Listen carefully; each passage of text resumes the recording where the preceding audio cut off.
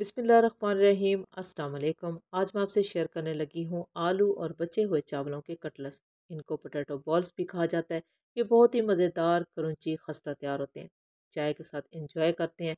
Lunch में भूख को कम करने के लिए भी इनको तैयार किया जा सकता है।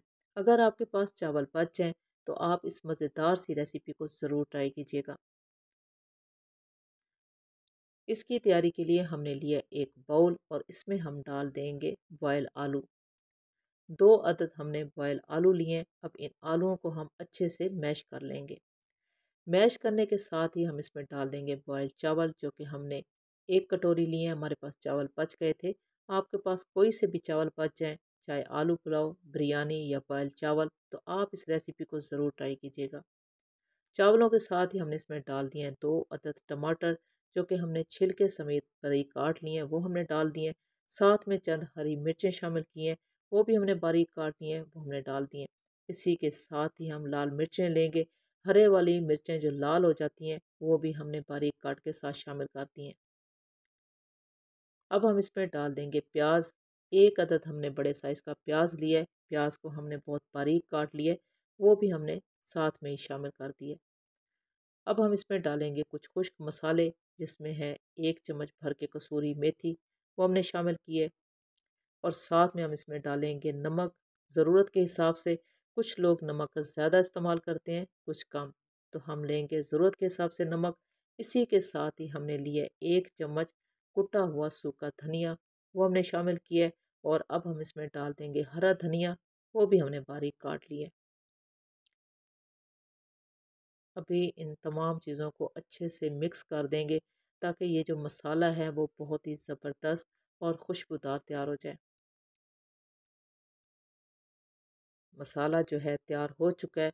अब हम इसकी बाइंडिंग के लिए डाल देंगे इसमें 2 से 3 चम्मच भर के बेसन। इससे जो कटलेट्स हैं वो बहुत ही खस्ता क्रंची तैयार होंगे। और ये मसाला जो है इसको बहुत ही ज़्यादा सॉफ्ट और खुशबूदार बना देगा। अभी ये मसाला मुकम्मल तौर पे तैयार हो चुका है। तो अब हम इस मसाले के बना लेंगे छोटे छोटे बॉल्स।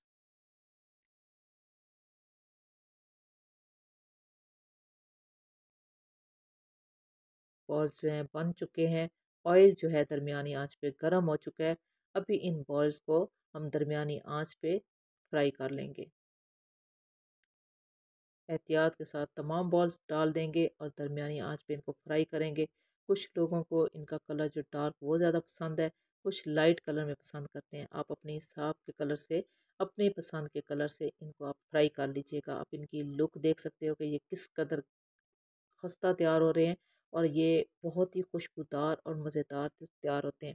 अगर ये आसान और सादा सी रेसिपी आपको अच्छी लगी हो, तो मेरी आपसे इतनी सी रिक्वेस्ट है कि आप मेरे चैनल को सब्सक्राइब कर दें, मेरी वीडियो को लाइक और शेयर ज़रूर कर दें। अभी ये जो बॉल्स हैं माशाल्लाह से मुकम्मल तौर पे तैयार हो चुके हैं। मैं डिश आउट करके आपको दिखा देती हूँ। आप इनकी लुक देख सकते हो, ये किस कदर खूबसूरत लुक के साथ ये तैयार हुए हैं।